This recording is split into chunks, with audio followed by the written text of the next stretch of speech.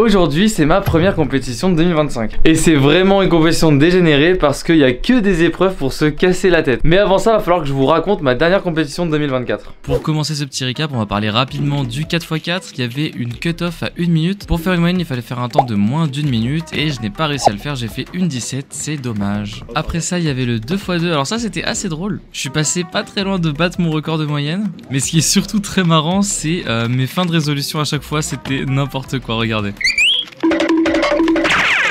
Je me suis trompé.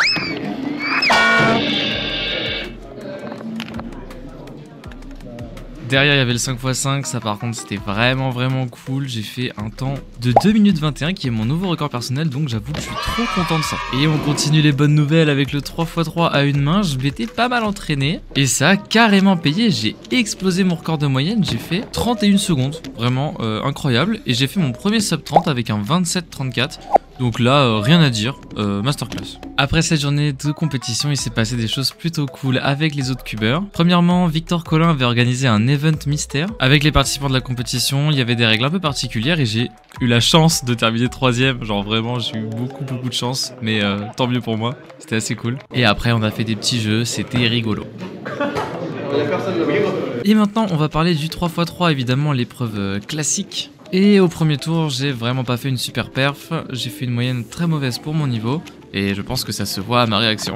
Et au second tour, malgré ce 14 secondes qui est pas trop mal, globalement la moyenne n'était pas très bonne non plus, donc honnêtement assez déçu du 3x3. Mais maintenant on va parler du plus important pour moi, les épreuves à l'aveugle. On commence par le multi-blind, j'ai tenté 8 cubes car j'étais très fatigué, donc je voulais pas prendre de risque à faire un gros essai. Et malheureusement ça n'a pas du tout payé, j'ai DNF 3 cubes sur les 8, ce qui fait un score très mauvais. Donc honnêtement j'étais vachement déçu, je pense que ça se voit à ma réaction. Et pour continuer sur les épreuves à l'aveugle, on avait 2 tours de 3 blinds. Mon objectif principal c'était de faire une moyenne, j'ai l'impression de dire ça à chaque vidéo, mais c'est vraiment le cas. Et comme souvent, j'en réussis un,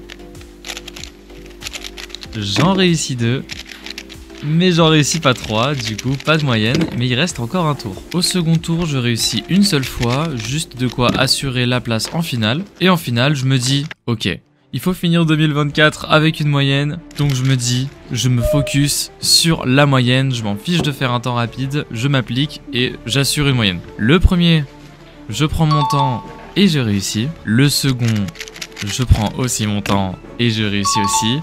Je me retrouve encore dans la même situation. 2 sur 3. Est-ce que le troisième va être réussi? Je décide de me concentrer, de m'appliquer. Et voilà ce qui se passe.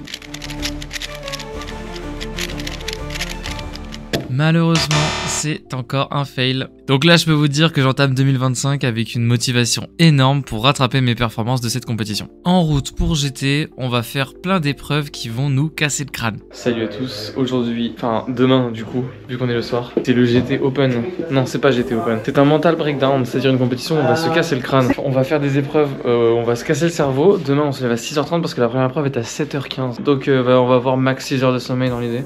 Ça va être très dur. Et il y a beaucoup de monde dans le BNB. Cette compétition, c'est ce qu'on appelle un mental breakdown. Et ça consiste à avoir uniquement des épreuves qui sont très éprouvantes mentalement. Et nous, on fait ça début janvier comme des fous. Allez, c'est parti, on part sur du multi-blind. Objectif, rattraper mon score qui était vraiment pas terrible lors de ma dernière compétition. Aujourd'hui, je tente 10 cubes. Objectif, en réussir au moins 8. Et si j'en réussis plus que 8, je serais vraiment très content. À cause d'une erreur d'exécution et une petite erreur de mémorisation, il y a 2 cubes qui sont DNF, mais franchement, ça va. Ça fait 8 cubes réussis au total et je vous avoue que je suis très content de ce résultat. Donc ça fait 6 points et ça me classe 43ème français, ce qui est vraiment pas mal. C'est le meilleur classement que j'ai jamais eu dans une épreuve de Rubik's Cube. Donc je suis très content, même si je pense que je peux faire beaucoup mieux au multi-blind encore. Mais ce qui se passe juste après mon essai, c'est encore plus intéressant. Il y a Maxime et Marius qui sont les numéro 1 et numéro 2 français au multi-blind qui ont tenté des gros essais dans le but de battre le record de France qui était à 28 points. Ce qui honnêtement est pas ouf par rapport à leur niveau. Et on s'est retrouvé dans une situation de dingue à la compète, c'est-à-dire que les deux était tout proche de battre le record de France. Marius commence extrêmement bien et là, au moment où vous êtes en train de regarder, si Marius réussit ce cube, il bat le record de France. Malheureusement, Marius rate ce cube, il fait quand même son record personnel, mais il passe à 1 point du record de France, ce qui est très décevant et triste pour lui, j'imagine. Mais Maxime, de son côté, a fait un super démarrage et vous allez voir ce qui se passe.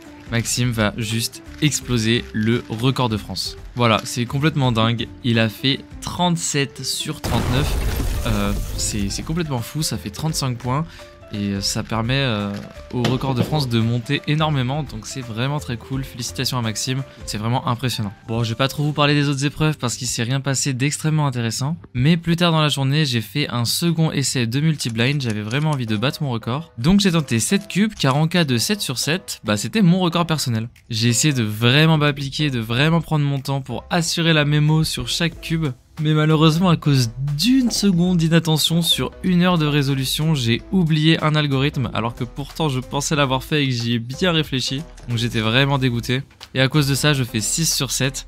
Ce qui n'est donc pas mon record personnel. Le 3x3 à l'aveugle, je me suis énormément amélioré à la maison. Je fais beaucoup de temps qui sont très proches des 1 minute et même pas mal de temps qui sont en dessous des 1 minute. Donc là, je suis venu à la compétition en me disant bon, la moyenne elle arrivera bien un jour, donc je me prends pas trop la tête avec ça.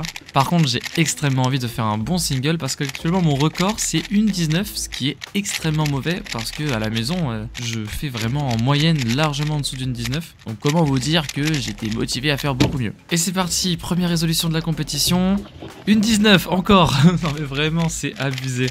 Mais bon en soi c'est quand même plutôt encourageant, c'est le premier temps de la compétition donc il y a encore moyen de faire beaucoup mieux. Le deuxième je réussis encore, je fais 1,44 ce qui est vraiment mauvais. Mais je me dis oh c'est un démarrage intéressant parce que je peux faire une moyenne. Donc là je me dis bon j'ai quand même fait un 1,19, j'ai une occasion de faire une moyenne donc je vais essayer de m'appliquer à fond. Et c'est parti, j'essaie d'enfin briser cette malédiction. Là honnêtement je stresse pas mal. Et à cause du stress, eh bien, j'ai raté cette résolution.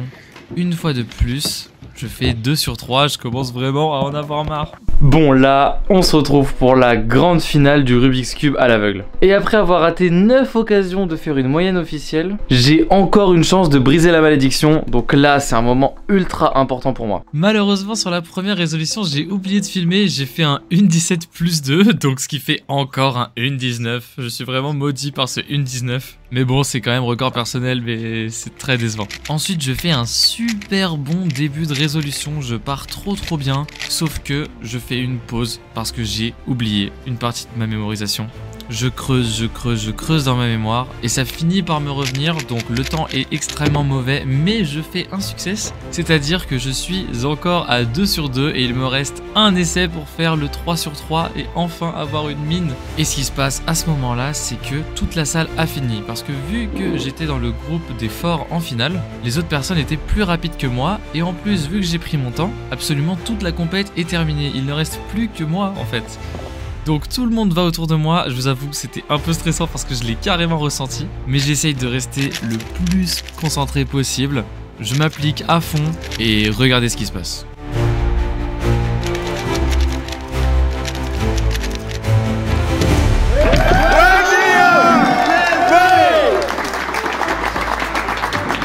Ça y est! Bravo! Magnifique! Allez, signe.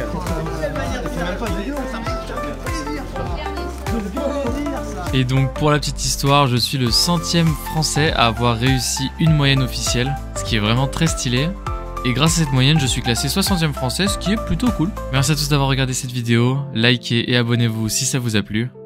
Et on se retrouve très vite pour des vidéos de Rubik's Cube. Salut!